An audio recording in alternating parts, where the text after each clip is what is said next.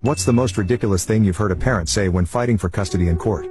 1. My ex-husband told the court that our two young sons had a new mother and didn't need me anymore. The judge actually did a double take when he processed what he just heard. He asked the ex to explain himself. My ex proceeded to say that he had met a woman and moved her into the house. Therefore she would be their new mother. I got physical custody. The ex got a lecture from the judge about how children never stop needing their parents, regardless of whether they get along with each other. Let me also add that this judge had just gone through a horrendous divorce from the mother of his children, and he'd never even considered the concept of the kids not needing their actual parents. Staying silent during this lecture was sweet vengeance against a man who was exceptionally abusive. 2. My ex-son-in-law took my daughter to court to have his child support payments decreased. The judge asked him why. His exact words were, "Well, Your Honor, I just got remarried, and just bought a new car and a house. I just can't afford it anymore. Paying this is infringing on my lifestyle." The judge looked over the paperwork, and agreed that there had been an error in the amount he was paying. He lowered the child support by $0.25 per month, and hit him with $500 in court costs, and told him that he is responsible for his son's medical care and insurance till he's out of college. He truly ripped him a new one for about a half hour, driving home what a posse he is.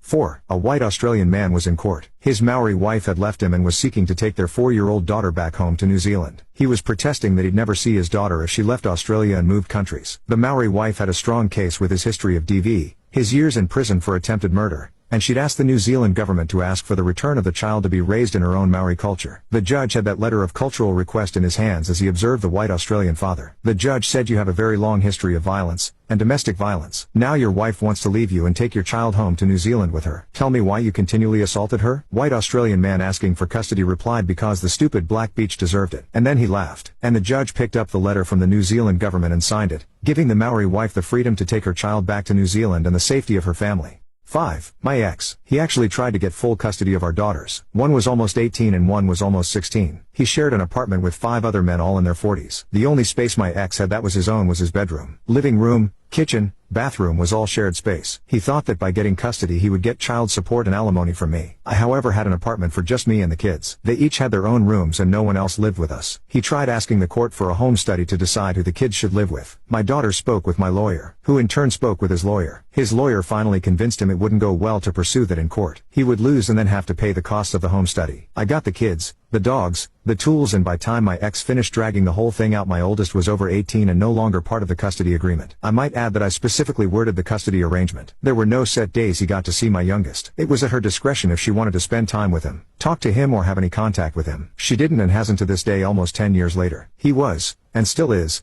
a violent, mean drug addict who has never admitted to having a problem, has never held a job, except for one time, for longer than 3 months. The one time he did, I drove him to work every day and picked him up after. He hung on to it for a year. He will lie, cheat and steal to feed his habit. Once he called his mother, gave her this BS story about how he and his new GF had moved to Florida. They had, and all he needed was my youngest social security number and Florida welfare would send her a check every month. She actually had the nerve to call and ask for the number. My daughter was smart enough not to give it to her. I called my ex-mill later that day and asked her just how stupid she was. Florida wasn't going to send a check to NJ. He was trying to claim that my daughter lived with him in Florida to scam welfare. I called Florida the very next day. I sent a copy of the divorce decree and gave them my ex's name and social security number. I knew it because I always filled out any paperwork for us, including tax returns, and told them in no uncertain terms that none of my children lived with him in that state and he did not have the legal right to any benefits for them. The damage he could have done with that number. Credit cards in her name when she turned 18. Loans.